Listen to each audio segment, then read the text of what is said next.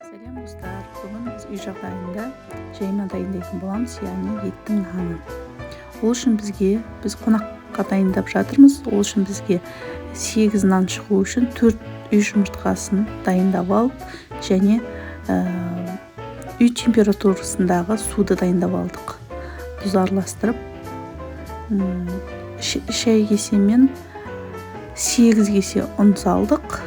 4 жұмыртқа, сосын татымына қарай тұз, үй температурасындағы сумен осылай кейін қандырып басамыз біркелкі етіп. Яғни барлығы біріккенше осылай қайталана береді процесс.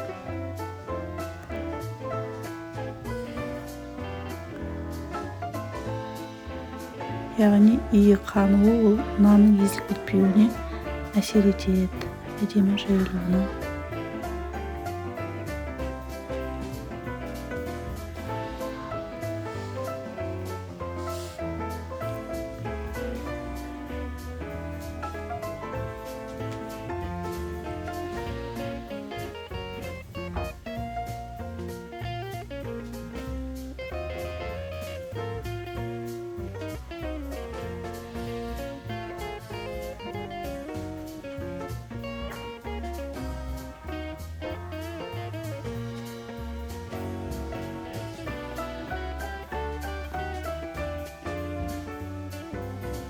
Үйдің жұмыртқасы болғасын, нанымыз сап-сары әп-әдемі болып шықты.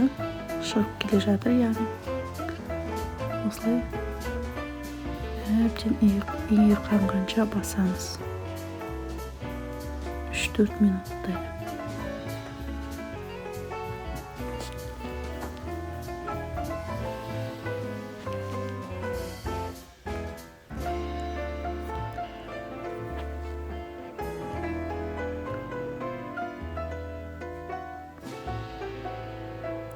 Көріп отырғандарыңыздай бізде қазір 8 дөңгелек нан дайындаймыз. Осы дайындалған тестадан.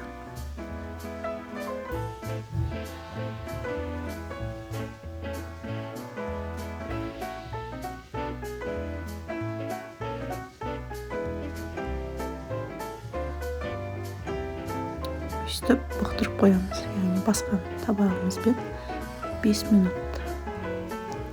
5 минуттан кейін нанымыз шып, жұмсақ, илеуге ыңғайлы болып тұрады. Арасына ұн сеуіп, осылай жан-жағын илейміз.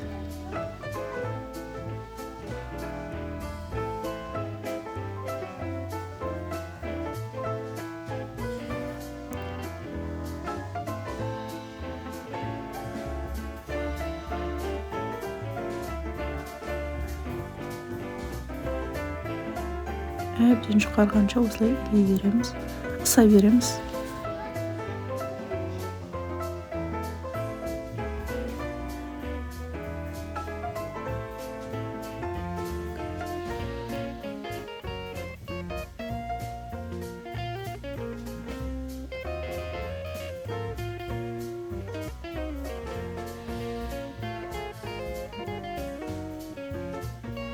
Өте дәмді болады, үй жағдайында жасап көріңіздер.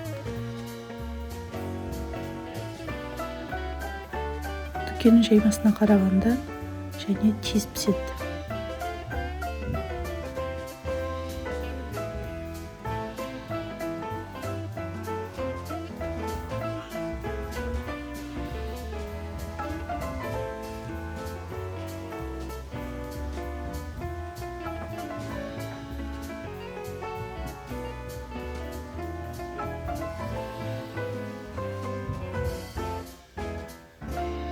Яғни бұл жерде 2 нанға 1 жұмыртқадан салған дұрыс. Сол кезде нан әдемі шығады. Яғни 100% езілмейді.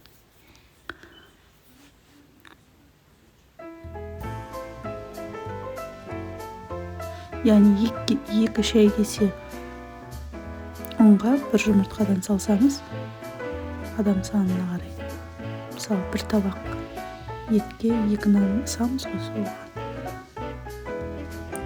міне дайын болған нанымыз осылай болып шығады. Өте жұқа, бірақ езілмейді. Біз ысқан нандарды осындай ысырмақтың арасына салып қойдық. Яғни қазір етке салғанша осының арасында тұрады. Яғни бір-біріне жабыспайды, әдемі.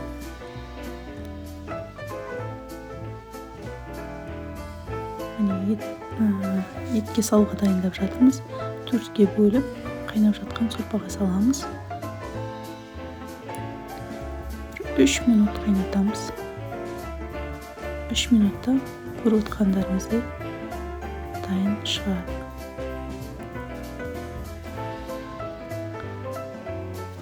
Каналға лайк басып жазылуды ұмытпаңыздар.